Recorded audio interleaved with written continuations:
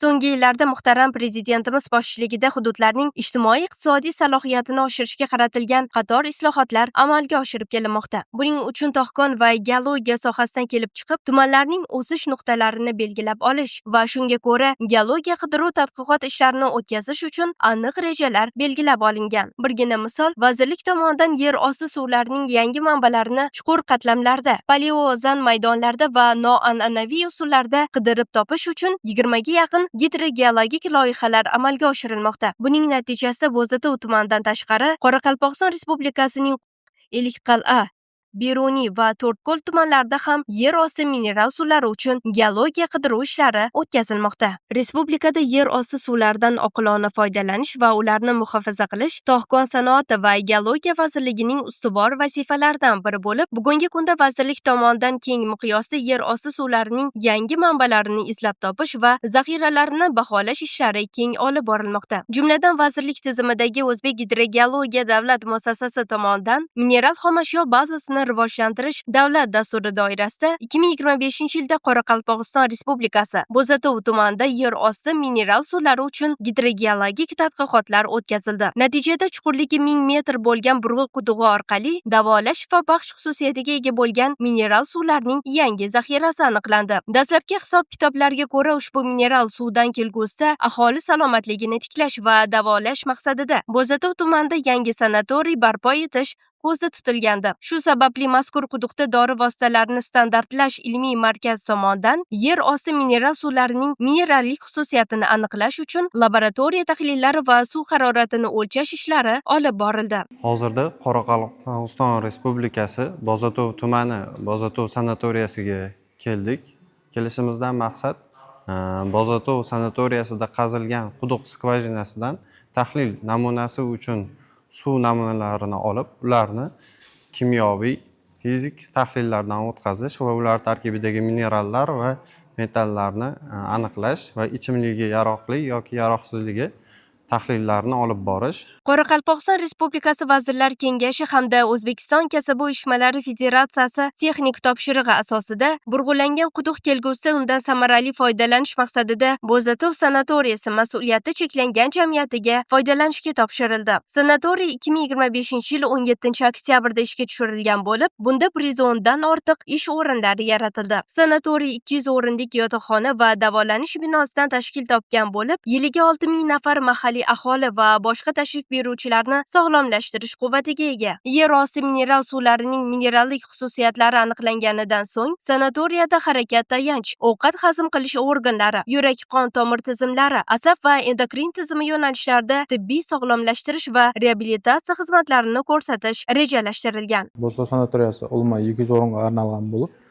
yil davomida 6000 aslan dam oluvchiga salomatligini tiklab beradi. Ulma maydoni 12 hektardan iborat.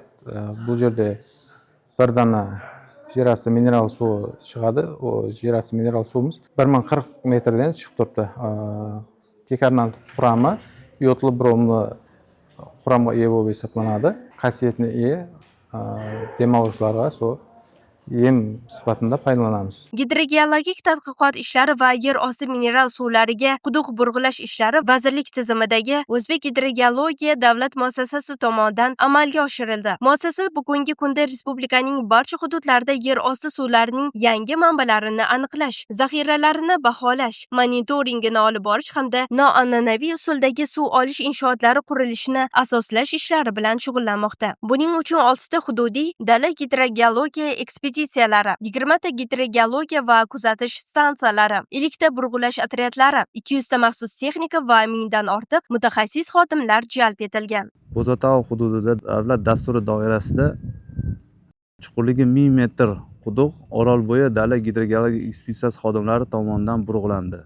Ish jarayonida ko'plab geologik hamda texnik muammolarga qaramasdan loyihada ko'rsatilgan 1000 metr quduq to'liq burg'ulanib ishga topshirildi.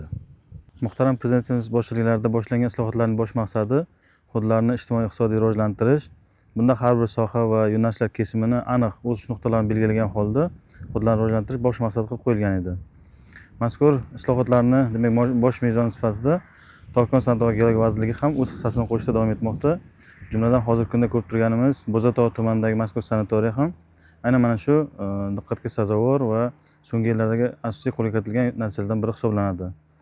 Bunda Tog'kon sanoat va geologiya vazirligi huzuridagi O'zbek gidrogeologiya tashkiloti tomonidan mazkur hududda so'nggi yillarda birinchi marta chuqurligi 1000 metrgacha bo'lgan burg'u quduq qazilib, yer osti mineral suvlari aniqlandi va mazkur mineral suvlardan kelgusida sanatoriyani barpo etish va aholini salomatligini tiklash maqsadlarida foydalanmoqda.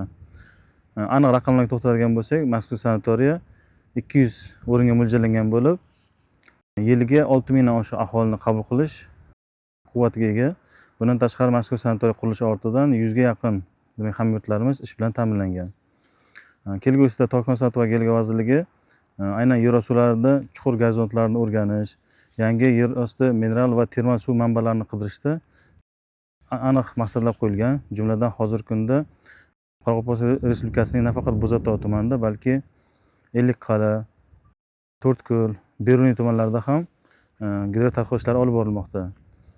Bundan tashqari Shumanay tumanida ham hozirgi kunda demak burg'ulash ishlari olib borilmoqda. Bunda chuqurligi 1000 metr va undan ortiq bo'lgan burg'u quduqlarni burg'ulash ishlari davom ettirilmoqda.